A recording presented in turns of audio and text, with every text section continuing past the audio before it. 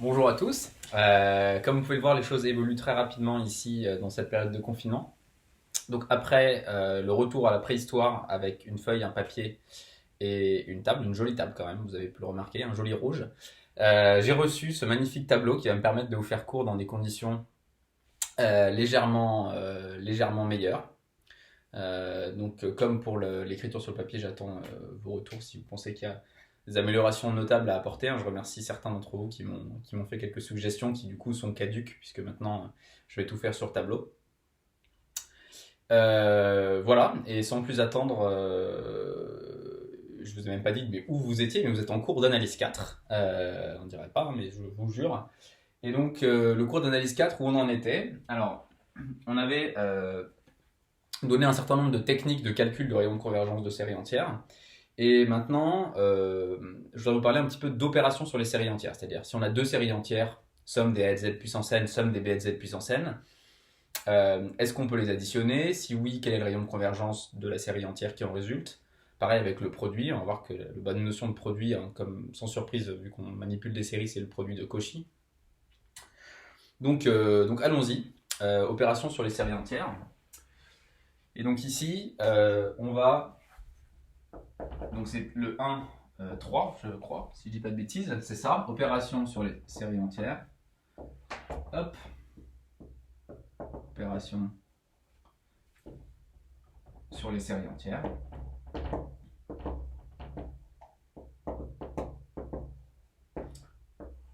Et donc dans cette partie-là, je vais me donner deux séries entières, somme des n z puissance n et somme des bn z puissance n, qui ont des rayons de convergence que je suppose connaître, RA et RB. Donc je me donne somme des n z puissance n, je note RA son rayon de convergence, somme des bn z puissance n, et je note RB son rayon de convergence. Et je vais commencer par regarder la somme, hein, je crois, c'est ça. Ah pardon, multiplication par un scalaire. Donc ça, c'est une proposition.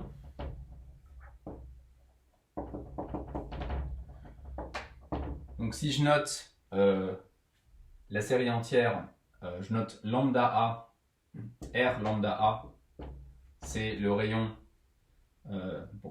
soit R lambda A, le rayon de convergence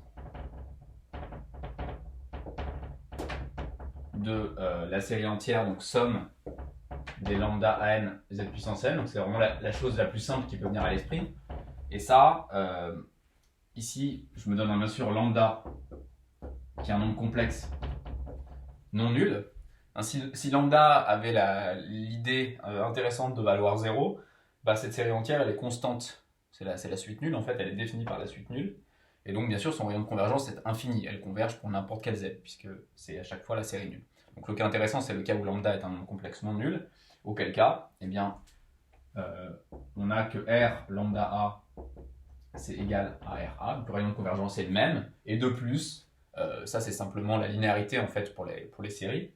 La somme, alors on peut écrire comme ça, pour tout z appartenant à C, pour tout z appartenant au disque ouvert de centre 0 et de rayon RA. Donc là où on est sûr que nécessairement les séries entières convergent et n'ont qu'un sens, eh bien la somme des lambda à n z puissance n, pour n allant de 0 à plus infini, c'est égal, on peut sortir le lambda de la série. Voilà, j'ai sorti le lambda de la série et ça ne doit absolument pas vous surprendre, il n'y a vraiment rien de sorcier dans cette proposition. Ok, donc voilà pour la multiplication par un scalaire. C'est la première proposition. Maintenant, je vais faire le cas des séries. Donc, c'est l'avantage d'une vidéo, c'est que vous pouvez mettre pause éventuellement si vous êtes en train de noter et que vous voulez passer un petit peu de temps sur ce que je viens d'écrire. Donc, j'efface sans plus attendre. Et donc maintenant, je vais m'intéresser à la série entière. Donc, nouvelle proposition ici. Donc, il est temps que je mette un petit peu la caméra vers moi. Donc, nouvelle série entière. Ici, la série entière, donc définie par la suite AN plus BN. Je vais noter R. Je vais noter son rayon de convergence R indice A plus B. Et donc, ça va être le rayon de convergence de la série somme des AN plus BN z puissance n. Alors, sur les rayons de convergence, qu'est-ce qu'on peut en dire? Donc, la suite de la proposition, c'est la suivante. C'est ce qui suit. En fait, on a une majoration qui est toujours valable, qui relie RA plus B avec RA et RB, à savoir, alors, RA plus B, c'est toujours au moins le min de RA et RB. Ça, c'est la première chose. Et puis, on peut préciser l'inégalité, en fait, montrer qu'il y a égalité dès que les deux rayons ne sont pas les mêmes. Si RA est différent de RB, eh bien, RA plus B, c'est égal au min de RA RB. Okay. Et la preuve est très simple, donc on va la faire. Même si elle était compliquée, on l'aurait faite, mais on va la faire aussi dans ce cas simple. Donc la preuve, c'est quoi? Alors, si je veux montrer que le rayon de A plus B est au moins égal au min de RA et RB, vous voyez que l'idéal, ce serait que j'arrive à avoir une égalité. Et donc, une égalité dans le bon sens, hein, donc en fait une majoration de AN plus BN par rapport à AN et BN, ça va pas être très difficile. Donc je me donne soit Z appartenant à C, tel que Z est en module plus petit que le min de RA et RB. Et mon but, c'est de démontrer que pour que lorsqu'on a un tel Z, alors nécessairement cette série-là ici converge absolument.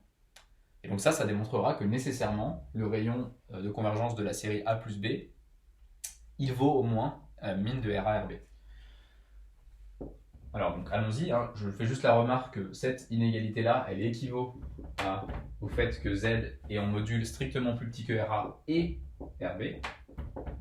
C'est exactement pareil. Donc ça va permettre de conclure. Pourquoi? Parce que maintenant, hein, je répète, mon but c'est d'analyser cet objet-là et de montrer que la série converge absolument pour un tel Z. Et donc je vais simplement majorer le module de AN plus BN Z puissance N par une égalité triangulaire par AN Z puissance N plus BN Z puissance N. Or, cette série est absolument convergente, puisque le module de Z est strictement inférieur au rayon de convergence de la suite petit a. Et celle-là converge absolument aussi pour la même raison. Donc ça, c'est absolument convergent. Ça, c'est absolument convergent. Donc par théorème de comparaison pour les séries positives, cette série-là est absolument convergente. Donc vous savez, le fait que la série d'AN plus BN Z puissance N est absolument convergente. Ok. Donc de ça, on en déduit... Ah, il était dans la main. On en déduit la chose suivante.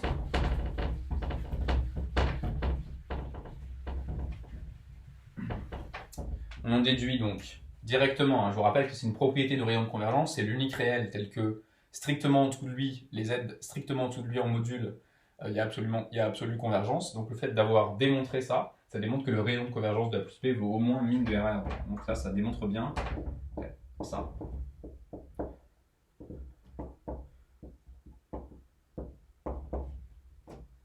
Ok, maintenant le deuxième point, donc si RA est différent de RB. Donc je suppose que RA est différent de RB. Si RA est différent de RB, qu'est-ce qu'on peut dire? On peut dire la chose suivante. Je vais supposer par exemple RA est strictement inférieur à RB. Et donc dans ce cas-là, ce que je veux montrer, hein, c'est symétrique le problème. Donc si j'arrive à démontrer que j'arrive à conclure à cette égalité-là, dans le cas où RA est strictement inférieur à RB, j'aurai gagné. Et donc ici, cette égalité-là, elle correspond à démontrer que RA plus B est égal au min des deux, donc à RA. Ok? Donc pour ça, ça ne va pas être très difficile. Je me donne soit Z tel que Z en module. Alors, je vais le prendre entre RA et RB par exemple.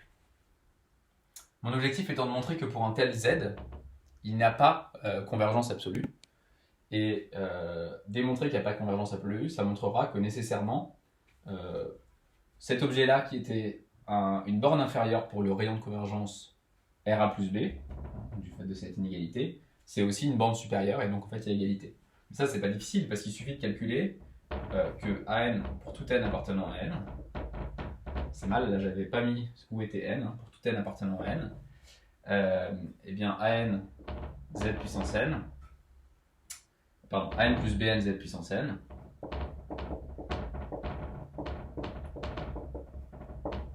bah, en module, c'est donné par...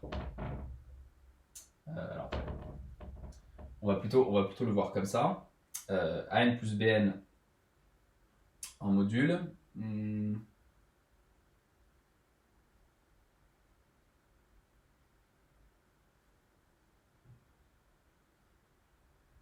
Voilà. Donc là, la convergence absolue va pas être un outil intéressant. Donc on va simplement marcher sans les modules, parce que là je veux pas avoir à majorer. Donc là je suis juste en train de dire que AN plus BN z puissance n, c'est AN z puissance n plus BN z puissance n, donc rien de très sorcier. Mais maintenant ce qui est intéressant, c'est de regarder chacun des membres ici. Ce que je peux dire, c'est que puisque Z en module est strictement inférieur à RB, je sais que cette série-là, elle est convergente. Elle est même absolument convergente. Mais comme Z est en module strictement supérieur à RA, cette série-là, elle diverge. Et donc, vous savez que quand vous avez la somme d'une série divergente et d'une série convergente, eh bien, ça vous donne une série qui est divergente. Et donc,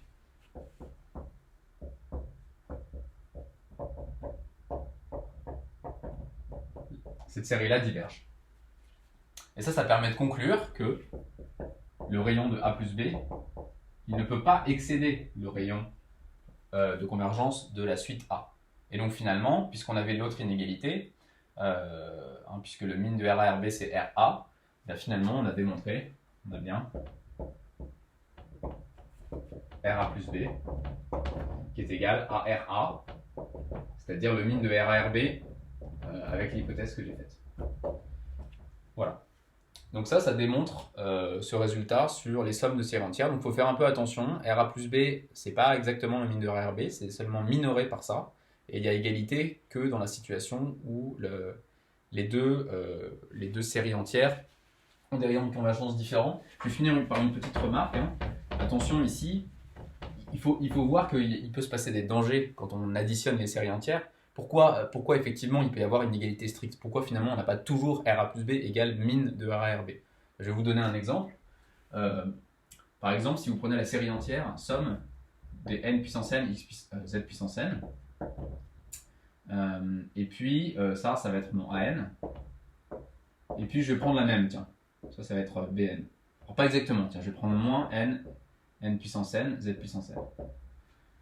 Donc ça, vous pouvez vérifier avec l'un des critères par exemple du cours que à la fois cette série a un rayon de convergence qui vaut 0 et puis celle-là a un rayon de convergence qui vaut 0. Donc ici vous avez RA égale RB égale 0, mais si vous vous amusez à calculer AN plus BN, bah, c'est la suite nulle ici.